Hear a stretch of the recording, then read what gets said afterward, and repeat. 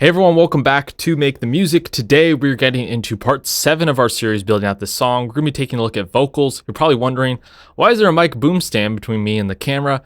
Well, this is how I like to set up when I go to record vocals. I like to have my microphone in front of me. Today I'm using MXL V67. This is a $90 microphone. Sounds great on my voice. It's a condenser mic. I have my interface set to 9 o'clock on my Focusrite Solo. No reason to be peaking, no reason to have vocals come into your DAW that are way too hot, that are clipping. We really want to keep it at a conservative level. So that's what my setup is here. For my vocal recording, I like to have everything in front of me. So I have my computer, I have my laptop, right? And then I have my microphone. I can easily go to record, make changes, move tracks around, decide what I want to record right on the spot. And so it's really nice if you have your entire setup in front of you. If you have to record somewhere else, come back to your computer, hit stop, play, record, go back and forth. It's going to become exhausting and it's just going to be getting in the way of you trying to get your best performance. Now, there's no one way to record vocals, okay? If you have someone with you doing it, that's great. They can definitely help you with that if you're maybe in a vocal booth or somewhere recording where you can focus in on the performance. But I'm assuming in a home studio environment, you're probably tracking your own vocals. So this is kind of the setup I like to work with. But as I said before, there's no right way to do this, okay? You need to find your system that works for you, your process. For me, this is what I find gets me the best vocal performance. If I have everything in front of me, I'm relaxed, I'm sitting down, I'm able to work in my DAW seamlessly, not let the gear get in the way as I track my vocals. So I'm gonna take you inside the DAW here to show what it looks like in my session when I start go to track vocals. So I'm in my session here now. We're going to add a Vox All bus. This is where all the vocals in the entire track are going to get routed through. Because I like to do a little pre-processing when I record vocals. Even if these tracks or these plugins don't end up on the final mix, I like to track through plugins. It's just what I've always done. It makes the performance seem like it's final to me. It makes it seem like this is the final vocal take and I don't have all this extra processing. Plus, I'll know what the vocal is going to sound like in the end because I've already added some processing to it and I'll know if I need to redo parts. So what I'm going to do here is put tracking. This is how I like to set it up. This will be the track that I will consistently track through. So when I go to track vocals, it'll be tracked on this track and then I will drag it to other tracks. This will be lead vocals. I'm going to assume I'm going to have a double. I'm actually going to have a lot of vocals on this track, but just for now, we're going to have triple, lead vox, etc. And so I'm just going to start with this. I'm going to be tracking through all of this. What I like to do in Reaper, what you can also do is add input plugins. So this means it'll actually track through a plugin and apply processing to it. What I like to do is put the modern vocal preset on as I track through the vocals. What this allows me to do is compress the vocal on the way in, so I don't have to do as much processing when I get to the mixing phase, and it's not so difficult to work with the vocal. What I also like to do is put some additional EQ on the vocal before I even start recording it. If you look how pros record in the studio, they add processing to their vocal before it even comes down the pipeline, before it even gets to the mixing phase. I like to throw a compressor on again. I actually like to have a limiter on there as well, which is just going to help me keep the vocal from peaking out and getting way above the track. I can just kind of control it no matter the part I'm in. If I'm tracking something quiet, if I'm tracking something that's loud, I'll be able to rein it in there. The last thing I like to do is add some form of ambience to my vocal. So I'm actually going to add the Valhalla Supermassive Reverb just so I have something on my vocal. It's not completely dry heading into the DAW, which is not very inspiring. So I'm going to put this at like 13%. And what I'm going to do here is hit record and just start record monitoring. Put my headphones on. Check, check, check. Make sure I'm getting signal through my output here.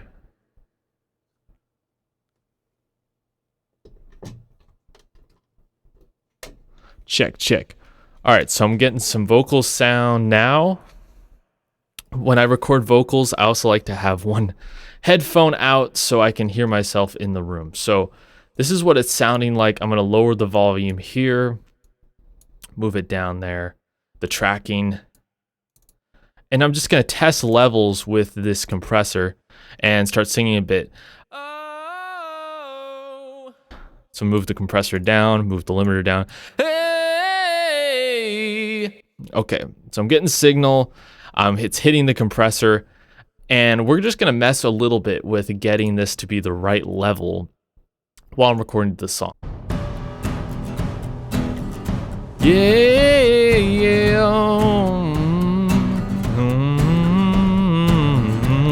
yeah, yeah,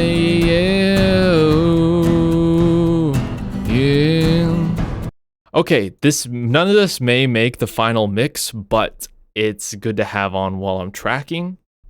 Another thing I'm gonna have here is my lyrics pulled up so I can read off them. I know in an ideal world you would have all your lyrics memorized and everything, but I like to have it here for reference just in case while I'm tracking this thing. So now I'm gonna try tracking a verse part and see how this goes.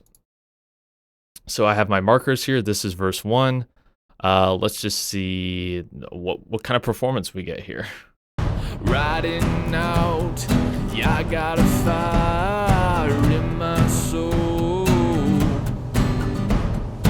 You can't stop me, I'm gonna lose control. Every time I get to think. All right, so that was okay. We're starting out early here.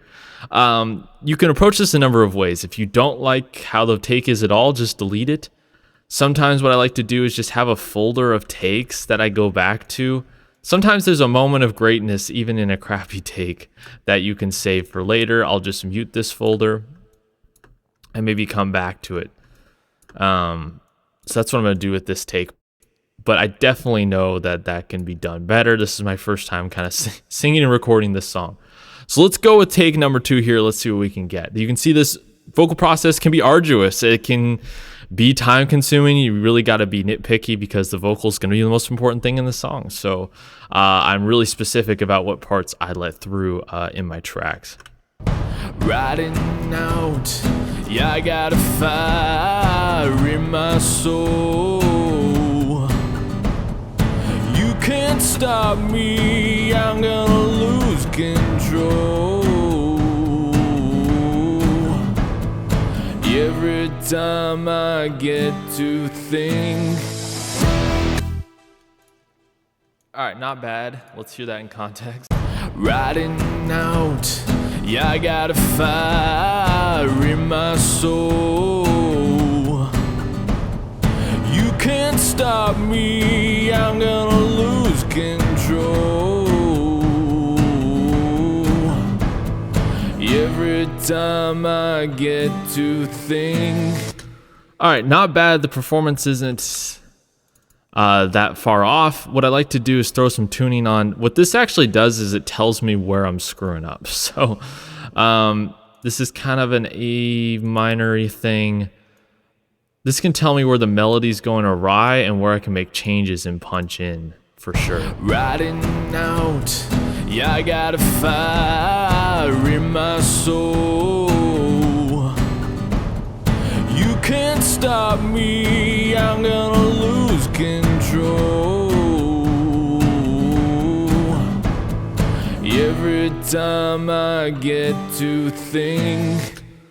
Not bad. I think in the first pass there are some parts where I might have to punch in. Let's try tackling this chorus though. So I'm going to say this is the lead vox verse. Let's put that down there. Copied the tuning plugin over. This verse and chorus part kind of overlaps, so that's why I'm using a different track here. Every time I get to think they're gonna see my dark side, baby. Run out of time now today. I'm gonna hit the lights now, ready. Oh, what is this world coming to? Alright, that's the chorus part. Could use some work. They're gonna see my dark side, baby. Gonna hit the lights now, ready. Running out of time now today. What is this world coming to? Alright, so not bad overall. Could use some work. Let's add some backgrounds. It's a really great way to make your vocals sound thicker is adding more takes. So we have a double up the center. I'm gonna do a triple and a quadruple right and left. Let's give that a shot. They're gonna see my dog side, baby. Okay, so that's my general approach to tracking vocals. There's a lot of work to be done. Some places I need to clean up, but that is the process, right? I'm showing you the process inside, how it looks. It's not all sunshine and rainbows when you're tracking vocals. Sometimes, depending on your level as a vocalist, you're gonna have to work harder than others to get the parts right. So I'm gonna go ahead, finish tracking this song, but that was my process anyways. If you're following along with the challenge, leave a comment down below so I know how your track's coming along. Are you on vocals yet? I'd like to hear how that is going. I have a free guide called the Home Studio Toolbox, which you can find in the description for 100% free if you want to get a bunch of free tools to help you in your DAW for recording.